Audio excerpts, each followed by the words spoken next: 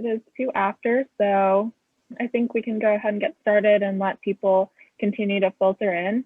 So I'm gonna go ahead and stop sharing this slide so we can all see each other. So good afternoon, everyone. Thanks for joining us today and welcome to EV Cincy's first E-Vroom Zoom of 2021. My name is Jennifer Zavon. I'm a public ally / AmeriCorps volunteer with the City of Cincinnati Office of Environment and Sustainability, and I'll be hosting today's call as well as the rest of the EVROOM-ZOOM series throughout the spring. And I'm joined by our 2 guests today, Luke Stedke, Managing Director of Communications and Policy at Drive Ohio, and Katie Zehnder, Program Manager at HNTB Ohio. Welcome to you both. And I'm also happy, thank you. Yeah, and I'm also happy to be joined by 2 other members of the EV Cincy team. Carla Walker is the climate advisor for the City of Cincinnati and was one of the original people to help launch EV Cincy. And I'm not sure if Marie, I see Marie is here in the audience. Marie McConnell is the Outreach and Organizing Manager for Clean Fuels Ohio and Drive Electric Ohio, which is now a partner of EV Cincy. So we're really excited to be working together this year and to bring you this event today, which will focus on the future of Ohio transportation and of course how electric vehicles will be integrated into it. So a quick shout out to our repeat E-Vroom Zoomers. Those of you who have been to this series before, you'll all be a little more familiar with how this works, but I'll just give a quick overview of what this series usually looks like for anybody who's a first timer here today. So our E-Vroom Zooms are monthly conversations on various EV topics. These are just one activity under the umbrella of EV Cincy, which is the City of Cincinnati's public outreach and education initiative to build awareness around the benefits of EVs and also any and all EV activities happening in and around our city. We connect the Cincinnati public to with the movers and shakers in the EV world, primarily in Cincinnati and across Southwest Ohio. But as you can tell by our topic today, we are going to be zooming out a bit from that to look at transportation statewide. So just a couple of things to note about these chats. We like to describe this as a mashup of a Zoom meeting, a webinar, and a podcast. So while we will be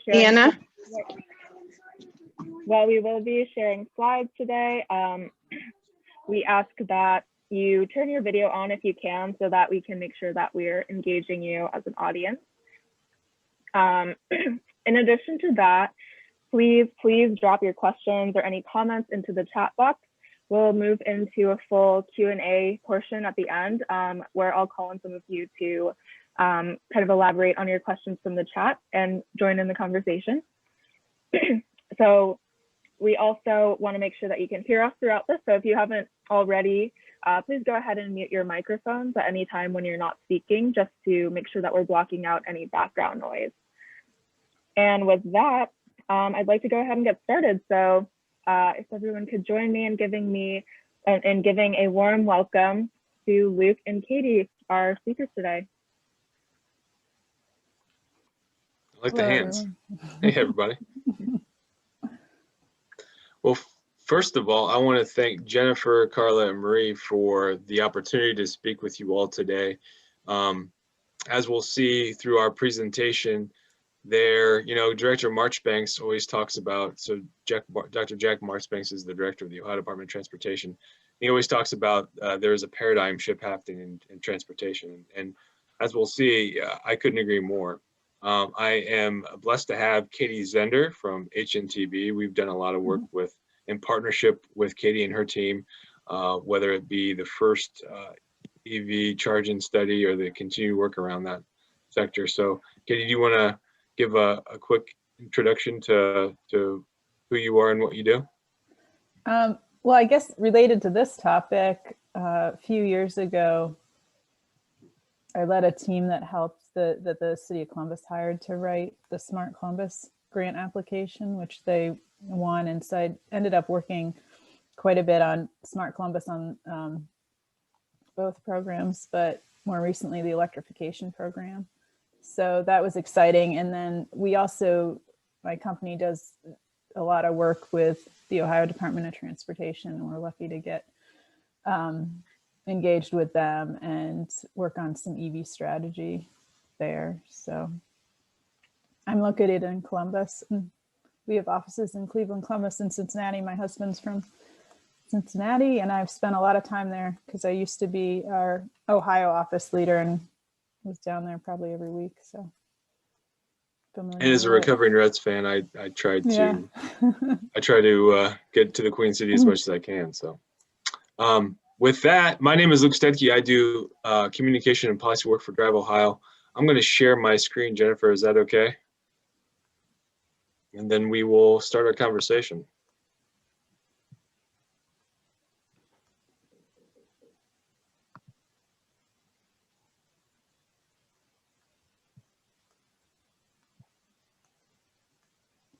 Can everybody see that? No. No. No. Not yet. Yeah.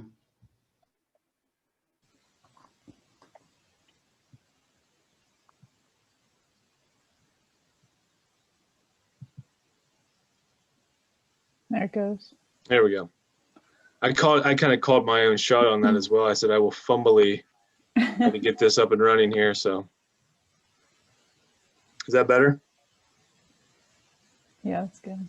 All right. So a little bit about Drive Ohio. So Drive Ohio, we actually just celebrated our second birthday. Was established during the Kasich administration, January of 2018, to be the one-stop shop for automated and connected vehicle technology. On the left, you see on the ground, and bottom right, you see in the air. So our charge is to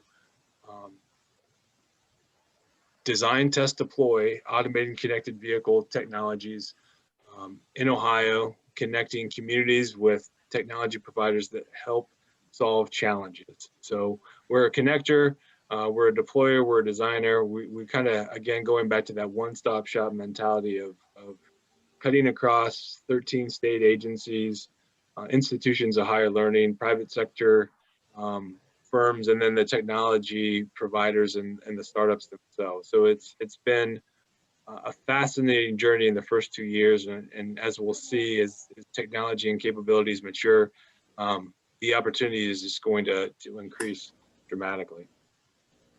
So this is we talk a lot about our ecosystem in the state of Ohio and just the vast amount of resources that we can bring and partner with here in Ohio. So of course you see Central Ohio, Katie's work with Smart Columbus. You know, I always go back, and we'll see this in a timeline. When you talk specifically about automated and connected vehicles, it all starts about 2005 and 2006 with the DARPA challenges. And you know, there's a great book by called Autonomy that kind of goes through the nascent years and the history of automated driving systems and research from the institutional side and also the OEM side with GM specific with Larry Burns. Great book for kind of a level set with where we came from, where we are, and where we want to go. But this ecosystem with the TRC, the 33 Smart Mobility Corridor, was kind of the impetus for our organization. There was a grant that was won by Council of Governments, Marysville, Dublin, and Union County in 2016. And their idea was to put 35 miles of fiber optic cable in the roadway from Columbus to East Liberty, the TRC, the Transportation Research Center. When we talk about assets in the state, the TRC on the ground is a differentiator for the state of Ohio when we talk about the development of these systems. It's over 3,000 acres. They just opened a 540-acre smart center. You might have seen in the news the end of last year, Waymo has announced that they will be testing some corner cases at the TRC, their smart center. And corner cases are kind of those instances in our driving that are not that are the exception, not the rule. So really trying to dial in their Waymo driver, and that's one of the interesting things when you start looking about automation. Not only has the automation conversation turned to EV, Katie and I always talk, I would bet my third child that the first ride that we take in an automated vehicle is going to be an electric vehicle. It's that the conversation and the investment around these two systems, it's one and the same. EV is AV. And you've seen, if you followed the announcement with CES over the last 2 weeks, I think that has been abundantly clear. And as we'll see later in the slide, just the investment and where the industry is, it's real, and it's the technology is maturing rapidly.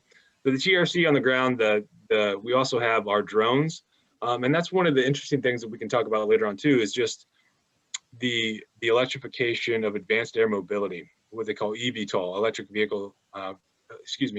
vertical takeoff and landing aircraft. Those aircraft that usually operate from 0 to, let's say, 2,000 feet, and that new sector of air mobility. And we'll see, we'll talk about it later on, but Springfield, you'll see that the dot there in southwest Ohio. Springfield Beckley Airport just had a major announcement again at the end of last year with Beta and Joby Technologies bringing equipment and flight simulators to do their testing in reference to Agility Prime. And Agility Prime is the Department of Defense, specifically the Air Force, their program for, and this is their language, flying cars. That's where the conversation is, and it kind of ties in with the history of autonomous vehicles, where a lot of the starting point comes from, these federal research programs and challenges that kind of get plow the ground for advanced research and ultimately deployments. Also in 2020 was, to quote a man far smarter than me, it was the best of times, it was the worst of times, right? I think we can all agree with that. We had some nice policy pieces. We did our first annual report. And all of these are, the Drive Ohio annual report and our EV siting study are available on our website. And when Katie and I were talking about trying to lay this out, the importance of process and where we are, and kind of getting a picture of where we come from and where we want to go. So 2016, as I said, with the MTD, the 33 grant, and then the Smart Cities, is really in the state of Ohio where these programs begin. And as you go from 16, 17, 18, 19, 20, the ability for these successes is predicated on partnership, right? The state of Ohio or an individual company is not going to do this on its own. The DeWine Husted administration sees this as a driver of economic activity in the 21st century. We want the 21st century economy and the jobs that go with that in the transportation sector to be developed here in the state of Ohio. And as we'll see with our ecosystem and our partnership and our proximity and our collaborative nature, I think we're well positioned to do that. Our electrification, this is the photo from the cover of our EV siting study. Thank you, Katie. And this is just initially released in June of 2020. This is the map, right? We had a really good talking about stakeholders and partnership. The projects began with a conversation between Director Marchbanks and the governor's office, and whether it's investment coming regionally in the state of Ohio from Northeast Ohio, that's LG Chem and Lordstown Motors, or it is following the industry just in general, not only Ohio-based, but nationally and globally.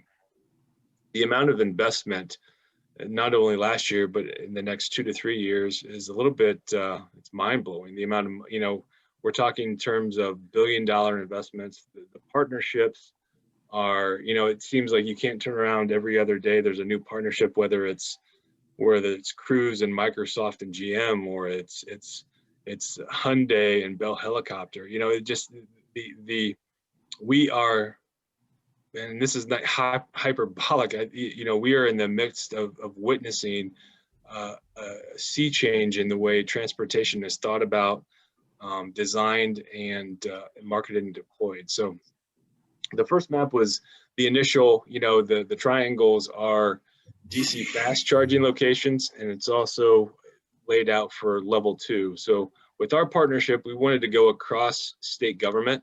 So we coordinated a working group And we timed the release of our report to coincide with the first tranche of funds from the Ohio EPA. They allocated $11.5 million for public EV charging. The first tranche of those funds was for level 2. So that's, we'll talk more about that partnership later on. And of course, you know, we talked a little bit about the that's my dog in the background, apologies. Garbage truck is here. We talked about the synergies of on the ground and in the air. And then just the next step of that is the electrification and the ability to have that infrastructure is usable by both. Right? My argument would be, whether we're looking at ground vehicles or air vehicles, the importance of working with industry and the producers of the power is going to be paramount, because we're not, we're talking about large scale investments, large dollar figures that have to be worked out in a way that's beneficial for everybody. Also on the smart logistics side, we see, you know, our economic activity when it comes to transportation in Ohio is very, very heavily tilts towards freight. So we won a grant for our I-70 automation corridor last year, in partnership with Indiana, where we see, you know, we talk about technology, where it is and where it's not, and trying to align the public's expectation for where that technology is now and how they're going to interact to it. In the state of Ohio, we see our first interactions with automated vehicles, and again, automated is electric, right, as we see in development, being in freight, whether that's truck platooning, whether that is levels of automation. I don't know, we can get into the details of the levels of automation, but, you know, 1 through 5, 5 being the most, you know, no human in the loop, and then 2, 3, 4 being different degrees of which the human has to take over. So we partnered with the state of Indiana. We want to focus on real world deployments, right? So seeing how these systems and this technology interacts with our current infrastructure, because we know, you know, depending on the technology, you know, the technology stacks, and is it cameras versus LiDAR, we know that the infrastructure is going to have to provide some data, right? You know, if you talk to Waymo and some of the companies, they are designing the best driver. They want the technology stack to do a lot of the work, but there's still going to be a place for the infrastructure owner to play a part in this. And that was kind of the secret sauce of this application. We brought 2 DOTs, so the infrastructure owners. We brought the industry itself, the freight companies, working with Connexus, so the regional freight cooperatives, so that's logistics councils in Columbus, Indianapolis, and Dayton, and then also the technology providers. So we know that as a state, we are not going to solve this problem, right? The market is ultimately going to develop these technologies and deploy them, but we want to make sure we are providing the market, the companies, and these communities the right rules of the road, so to speak, that these deployments can not only be successfully and safely deployed, but also to be scaled. And we have had a lot of success with city solutions, and a lot of our early successes go hand in glove with Smart Columbus. So we see the eMobility shuttle, and correct me if I'm wrong, Katie, I think that ran from December of 18 through September of 19. Yeah.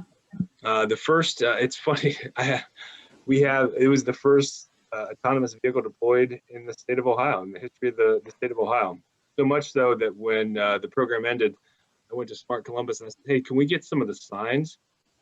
Like, well, what are you going to do with the signs? I said, well, you know, this is historical. And my background, just truth be told, my background is history. My bachelor's is, and then, you know, I after answering what are you going to do with that degree, I did something else, but continued my education. But the historical part of it can be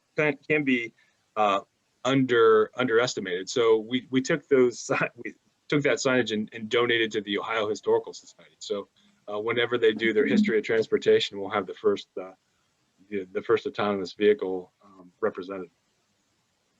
And then this is the second deployment, again with Smart Columbus. I guess this deployment specifically is a very interesting segue, and was deployed in February of 2019, right before the current pandemic really came to fruition in the United States. Operated for about 3.5 weeks, and then of course was taken offline specifically because of COVID concerns, right? You know, this is an easy mile shuttle designed to hold 4 to 6 people, electric. So again, we see that the EV is AV coming to fruition in this vehicle. But they had to kind of think outside the box and pivot. And with these technology solutions, when a challenge arises, these vehicles can meet it. So they took about, what was it? It was 2.5, 3 months.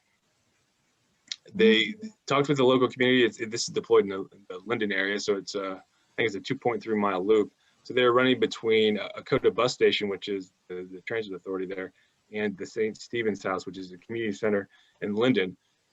And ultimately what they came up with was a pivoted deployment to, instead of delivering people from place to place, they would deliver food to underserved populations. So it runs 5 days a week, I think 3 hours a day. You can order your provisions from the food bank, schedule a time, and have those foodstuffs delivered to you. So you've seen a lot of that, not only in Columbus, but across the United States. You know, the ability for companies and organizations to utilize technology through this has been amazing. You know, we're utilizing one right now. If somebody said that I would be talking to people 110 miles away via my living room for work 2 years ago, I'd be like, what are you talking about, Barry? This is crazy talk. But in a world where the technology and the capability of the technology is trusted and available to large portions of the population, I think we'll see more innovative solutions with these automated and connected vehicles and electric vehicles moving forward. So this is a little bit more about in-depth into the study. And I think Katie can kind of talk through the next couple of slides. Yeah, I will. And then am I able to share my screen at all? Not right now, but like I was thinking it might be good to pull up the dashboard. Yeah. Show them some stuff. Yeah. You want to do it right now?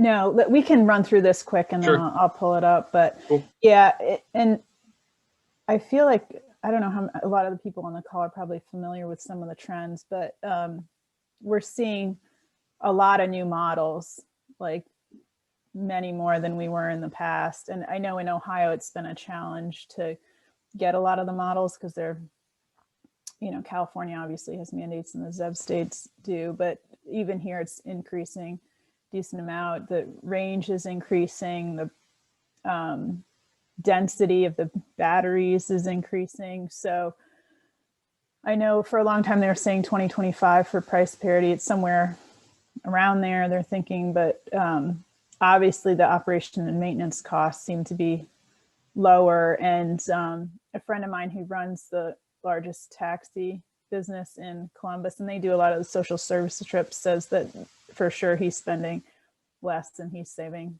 a bunch. He's moved, you know, bought 20 electric vehicles.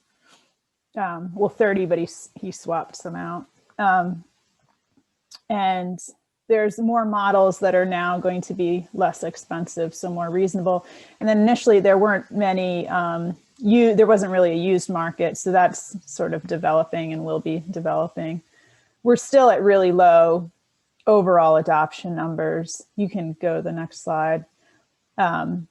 Like in Ohio, we hit actually in March when, you know, COVID hit and the traditional dealerships hadn't really pivoted. So people weren't able to go to dealerships, and like Tesla was still delivering. They had end of quarter, which they always have a big end of quarter. We actually had a 4.5% penetration rate for new adoption of electric vehicles. So 4.5% of the new vehicles registered in Ohio were EVs, which was almost double what we'd seen prior to that. But the overall fleet, like if you look at all the vehicles in Ohio, it's well under 1% at this point. But these are some of the factors.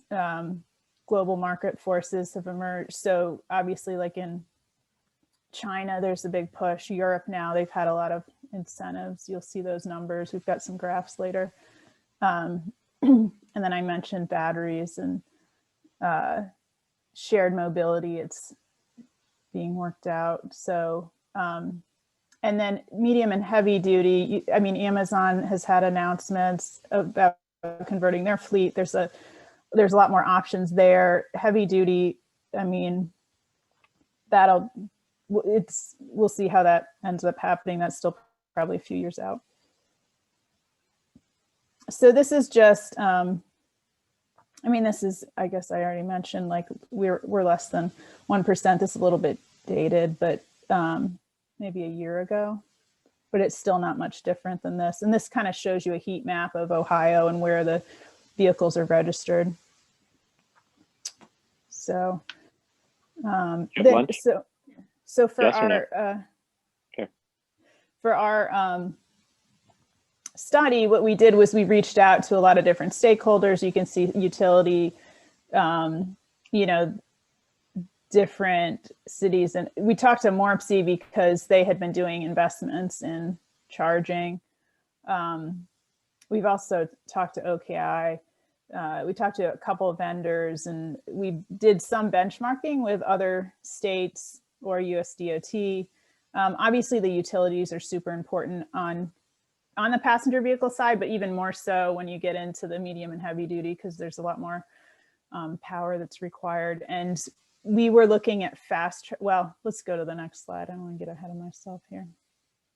So when we worked on Smart Columbus, we did a sort of a flow chart for how to do like regional. It was more like urban, how to determine where to have charging. And so we thought that might be a good idea for this. But with the state work, there were 3 different use cases within the study, and they all varied from what we'd been looking at with Smart Columbus. So this is just kind of to lay out how this came together. And the governor's office really was interested in intercity travel and then supporting attractions within Ohio at the time. This was about a year and a half ago when this started. And a lot of the work was done at the end of 2019 and then updated in like May of 2020 before it was released. So these were the 3.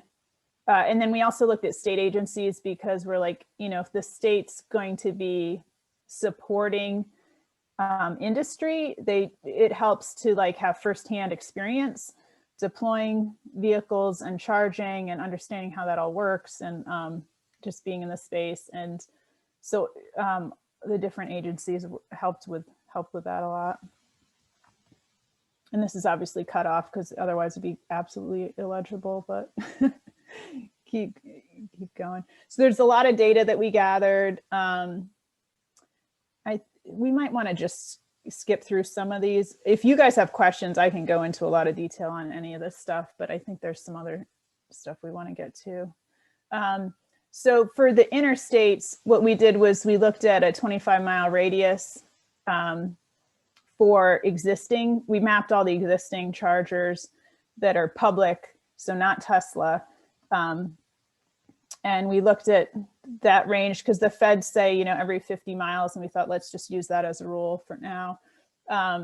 We looked at the gaps, kind of labeled those gaps in coverage, and then identified possible locations that had ample charging and that were within a mile of the major corridors. So like I-75, I-71. And then let's see, we also wanted to be near amenities. And then we looked at power, and the utilities were very helpful with this because we sent them our locations and asked them for input. And in some locations, they just said, yeah, you don't have 3-phase power there, so it'd be kind of expensive. And so those were not initial priorities. But let's go to the next one because we'll talk about US. So this is essentially for the US highways, maybe the one before that.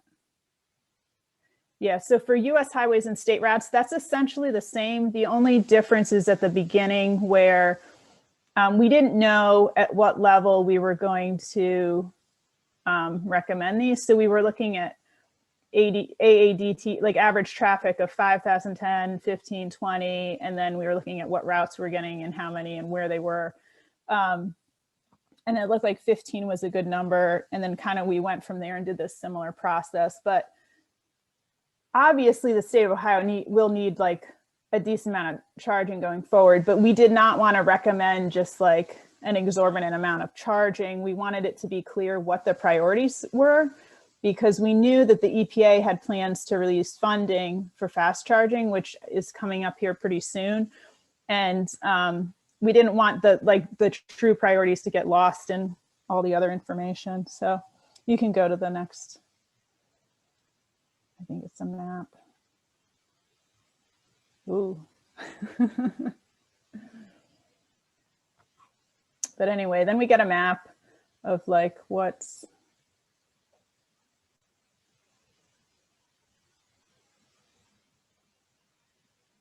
is it not cooperating, I guess. Let me look at the questions here.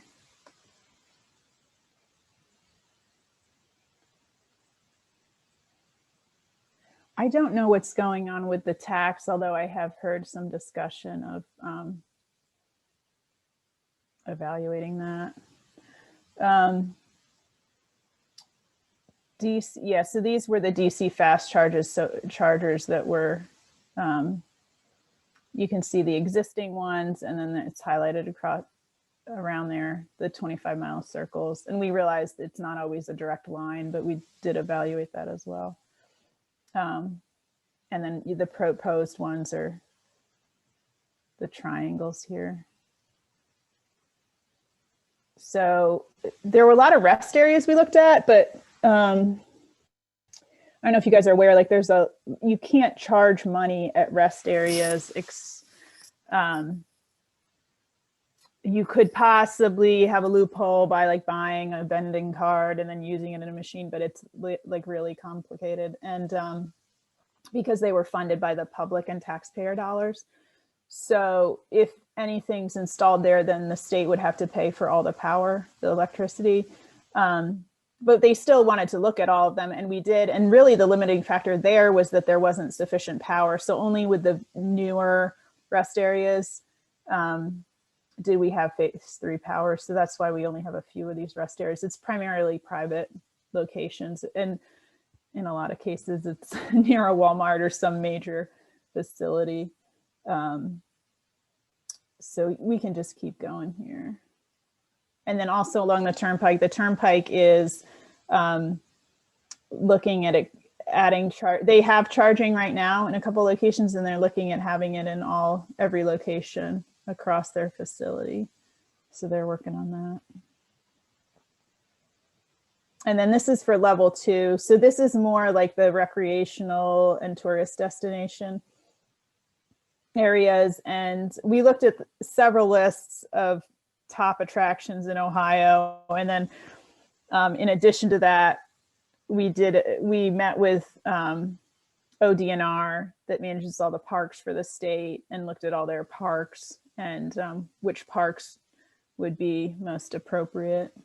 So there's a lot of state parks on here as well, in addition to some other attractions. And then this is like the final map and all this stuff. There's a link that if you guys can view the chat that's in there.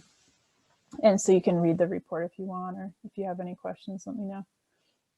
We can keep going.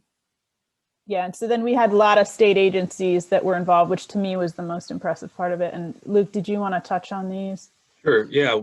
Again, coming from the administration, we wanted to not only get some of this knowledge in-house, so to speak, but we also wanted to highlight the ability to forge and work together with other state agencies. So the EPA was a key partner, bringing not only bringing their knowledge, but also the funds to time up the announcement with their allocation of funding.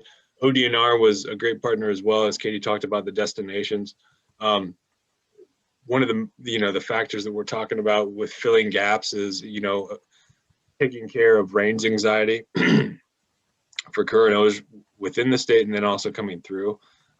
Specific to level 2, most charges for a substantial amount of operating hours is 6 to 8 hours. So, a destination, a state park where you spend some time is a great place to not only to see this technology, for an area that may not, but also to signal to the industry that we see this investment. Again, we know we're not going to build out this infrastructure, but we as a state have a strategy. We're open for business and we like to partner.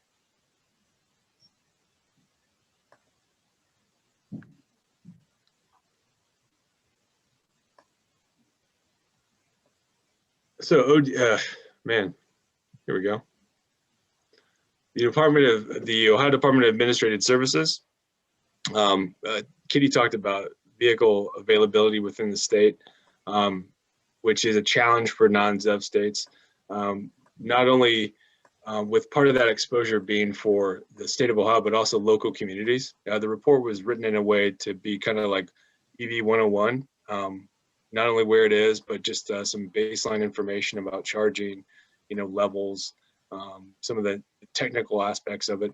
Part of that, from the DAS perspective, is having this equipment and these vehicles on state term contracts. So currently they have charging on that state term contract that is available to local communities, and they are working through vehicles as well. The Department of Public Safety. We share, the Ohio Department of Transportation and DPS share headquarters. So we wanted to, again, bring that exposure to our agencies and to our partners. And then the Development and Services agencies, we were talking about, the destinations with the state parks, but also the Kings Islands, the Cedar Points, the Cincinnati Zoo, the Columbus Zoo. Again, getting exposure to the population, but also being a resource to help fill those gaps as they currently are. The Public Utilities Commission, they're going to be extremely important. Katie talked about the amount of electricity that will be needed not only for the passenger, but also the commercial. PUCO has got to be a part of that conversation. When we were going through our working group meetings, they had a ruling where, there was an open question where was charging tantamount to sub-metering, where, are you trying to as a provider of charging, are you being seen as a utility? And they made a ruling that it is not. Anytime we can answer those questions and give clarity to the market, it's always a good thing.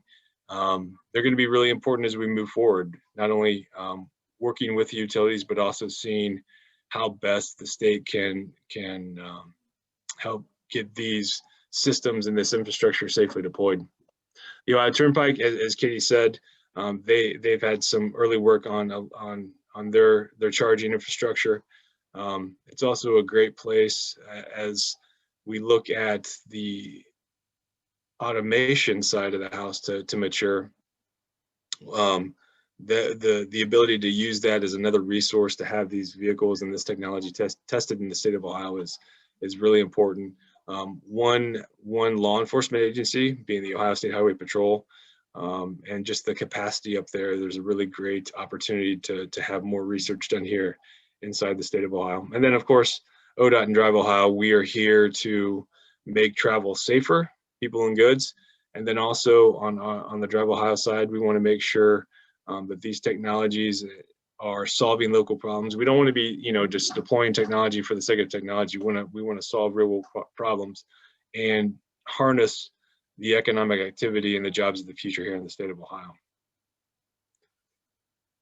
And as Katie said, if you go to the report itself, at the end there were a lot of recommendations how different actors, whether it's the state, county, city officials, the MPOs, how we can move forward and take these recommendations and some of this work and try to actualize it and deploy it in our local communities. We've got some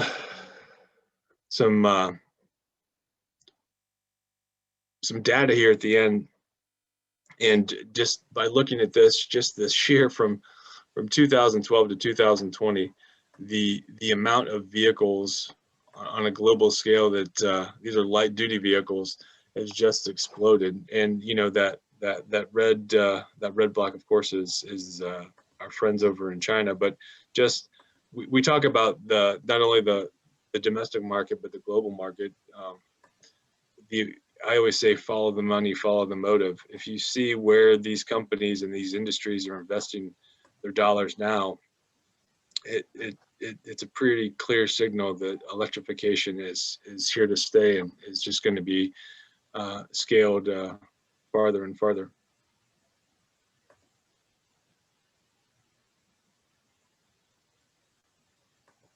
Yeah, and these just came out today. So it's just interesting, like the total market is down quite a bit. Obviously, this is vehicle sales.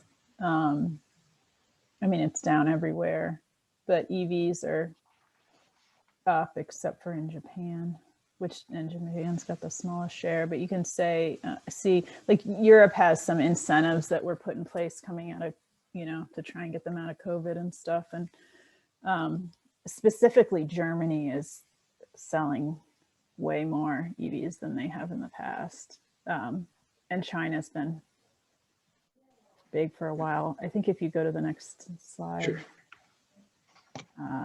Or maybe it was the previous one, you could see Germany's big and so, but like the next one, what's the next one? These graphs just came out from EV volumes, I think today. And this is just overall globally, like what it looks like. And I'll show you in a minute here. I'm going to share my screen. I'll show you what it looks like in Ohio and then specifically in Cincinnati. So a lot of that's driven by policies in China and Europe right now. And obviously in the US by California's leadership. And then just go to the last one because this, I forgot to delete that. So this also came out maybe yesterday, I don't know. And so it says it's EV chargers per 100,000 people by state. And so these are ranked by like number of chargers, but I kind of overlaid, you can see this, the population, like California is the most populous state, Texas is number 2, Florida is number 3. If you look in the middle at those black numbers. And this is, I think it's interesting. And then the red boxes on the left side there correspond to the top 10. This was just another article that was written about it that kind of looked at the top 10. Ohio's on there in number 7th most populous, 10th most, best rank with charging. And it's, we were talking earlier today. It'll be interesting to see with the new administration, DOD and Department of Energy, how these policies will be utilized moving forward. It's so interesting. If you look on the left there, Vermont and the District of Columbia, you can see one of the things that I was most fascinated by was just the sheer variation of how the VW funds were utilized from state to state and how different states thought about it. So, just as it matures and how a lot of more vehicles come into the state of Ohio, it'll be interesting to see from a federal perspective how those policies get rolled out. Do we want to take questions, Luke?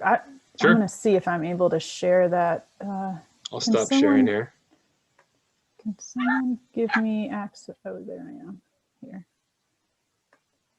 Yeah, you should be able to share your screen. And while you're doing that, just wanted to say thank you both for your presentation. And you can go ahead and show this, and then we can go into any questions from the audience after that. Yeah, or feel free to start throwing them out while I'm like running through this. It's fine. This is a dashboard. I put the link in the chat there. And this is something we started trying to accomplish when we were working on Smart Columbus, and then finished with it worked a little bit on with strategic planning and then with Drive Ohio at ODOT. And we were able to get all the vehicle registration data from the state, you know, after signing my life away. And so this has like every registration. So basically every month we get 19 million records and kind of go through them. And there's an API that NHTSA, the National Highway Safety Administration, maintains. And when the vehicle registration fees were implemented, the VMV and ODPS, which is the Department of Public Safety at the state, actually worked closely with NHTSA to improve their API because there were a lot of miscodings of the VIN numbers. So luckily, because it took us a while to get all this to kind of pull this together, we benefited from that because a lot of it had been cleaned up. And the VIN decoding is probably the hardest part of all this. But you can see here, we started getting data in the end of 2018, and then these pink are 2019. And if you guys go on here, if you just click on this, it'll like pop out these graphs, and you can do other stuff with them. If we look down here, you can see we've kind of divided these, and I just kind of grouped them. This is the Smart Columbus region, which doesn't match the MORPC boundary, but the rest of these are generally the portion of the MPO that's within Ohio in the case of OKI, because obviously it goes into the other states. But Dayton, this is like the expanded MPO boundary. So it was just to get an idea of the region. And now we don't have December numbers. If you guys go on here in a couple days, the December numbers should have posted. We'll post. We're just processing that right now for 2020. But I think December's probably going to be, once that hits, this may be the strongest quarter we've had, I think, in Ohio. So we can just go here and we can say, I just want to look, and this is all the other locations, which remember that in a minute when I go to the fourth tab, because I'm going to show you something. But you can do that. You can drill down a couple levels in here. You can say, okay, I just want to look at Cincinnati. And this is what's happening in those counties. And so we'll have, and you can also just do subsets of this. Like if you click on a specific, Hamilton County, and it tells you what's in there. You can also like go back, and if I click out here, it clears it. Yeah. And then you can click here and you can hit shift and it'll like grab, well, I shouldn't have done that. I should have gone down here. You can like grab whatever you want to grab and it'll give you the subset of numbers. So we're actually in the new update. I think we're going to add 2 more tabs to this with some more information because we've been getting some questions from different folks, and I think that'll make it simpler. This just, you can drag this to whatever you want to look at. You can type in the numbers. So I think once December hits, we'll see, but this might be the biggest quarter. I just assume that because I know Tesla always delivers a lot the last month of the quarter, it seems. And then this just gives you everything. You can say, okay, well, how many fuel cell? We've only got 2 fuel cell. And then we've got 27 CNG. You can, look whatever you want. Now this is a different data set. Those were all new vehicles, the first 3 tabs. This is the entire data set. So Ohio has basically 7.9 million passenger vehicles that are registered. Now I said 19 million data points. There's a lot of things that show up twice because you'll have temps and then you get your regular ones. There's a lot of medium and heavy duty. There's a lot of duplication. So that all gets, stripped out before it goes in here. But the interesting thing here is like you've got 2 million in these outside counties. This is the full vehicle fleet of the state. So 2 million cars are registered in those rural and Appalachia counties, which is more than 25% of the total fleet. But you actually have, I think it's 11% of the, of the EVs are in that area. And you can look at, so again, we can do the same thing here. We can pick Cincinnati and it'll say, okay, we've got Tesla. You guys follow like the state trends pretty closely, it looks like. But if we look at like in the other counties, you can see there's more volts than Teslas. It's a little bit different. So, what we're adding is some more information that has the entire vehicle fleet, and it'll have a map and some other data so you can drill down more geographically by zip code, hopefully, and city. So I will, let's see. While Katie was talking, I was going through the chat, and I apologize for not getting to this sooner. Gary had a question about AVs and timelines. I think that's one of the things that we've learned the most. I think when you look at, there were a lot of stories, and there were a lot of VCs investing a lot of money in 12, 13, 14, 15. So a lot of stories and a lot of timelines called for 2021, 22. I think whether that's, a hype cycle or marketing, I think the technologists, the technical experts have figured out that this is a tougher nut to crack.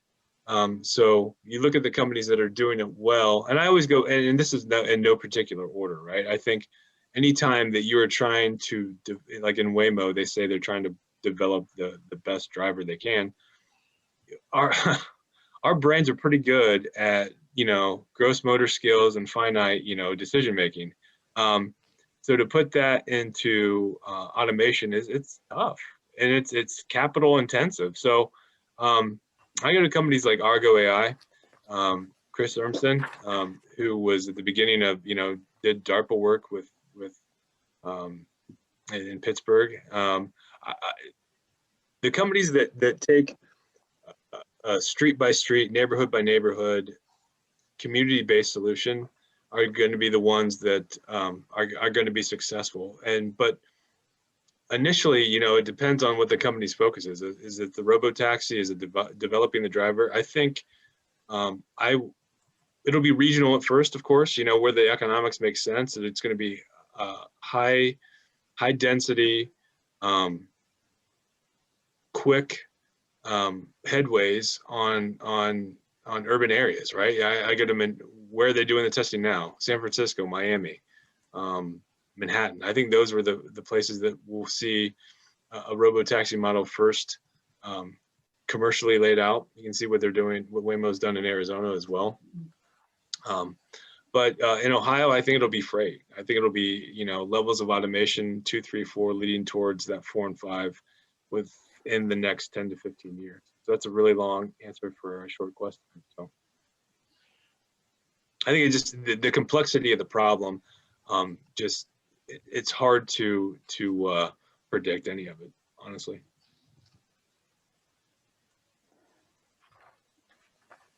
The freight. So did we mention we're doing a freight EV? I don't know. You just did.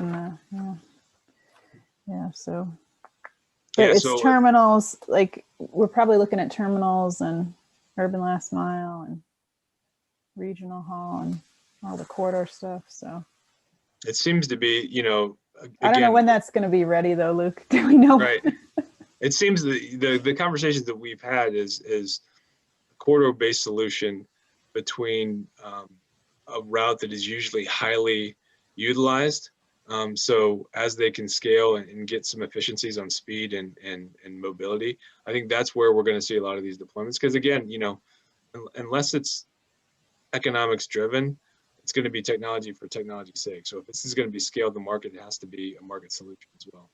I think it's going to be, this will be a lot different than the passenger one, because the passenger one, it was like, okay, you look at this data, you go through this process and you spit out like where might be a good location. And with the freight, you've got a bunch of different segments that are all in different development timelines, and some of it's more policy and a lot of it's more driven by, yeah, like you're saying, private sector stuff. But I just wanted to quickly jump in, and for the sake of time, we might have time to address one additional question. It looks like Gary had another question in the chat if you'd like to come off mute and kind of elaborate on that very quickly. But just a note that we will be sending out the recording link so that all of you who registered can access this recording after the fact. And I'll also put in the chat quickly the link to sign up for our newsletter if you aren't signed up, and the link to the EV Cincy webpage. But for the last couple of minutes, if you'd like to quickly do that last Q&A.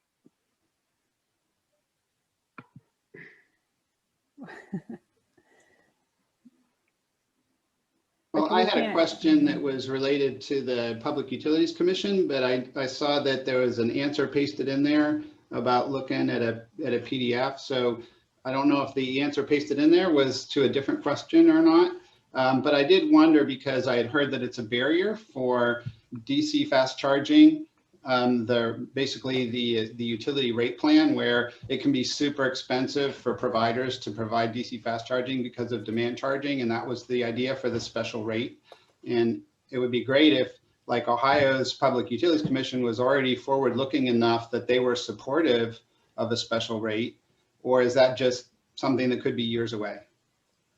I think that just goes to show the complexity of some of the policies that need to be put in place for large scale deployments, right? So where we are in the process, at least in the state of Ohio, I think those questions need to be answered with the providers, the commission, the local communities, and then the industry. So yeah, I think it's definitely a question that needs to be answered.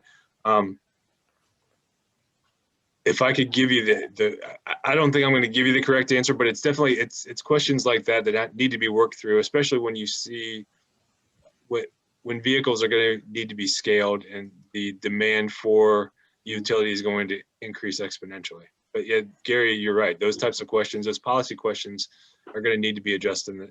Yeah, and it's a complicated issue. So like on Smart Columbus, Electrify America was going to pay to install some fast charging, and it didn't end up happening because there was, this wasn't the full reason, but a good part of the reason on their side was they wanted all the demand charges waived.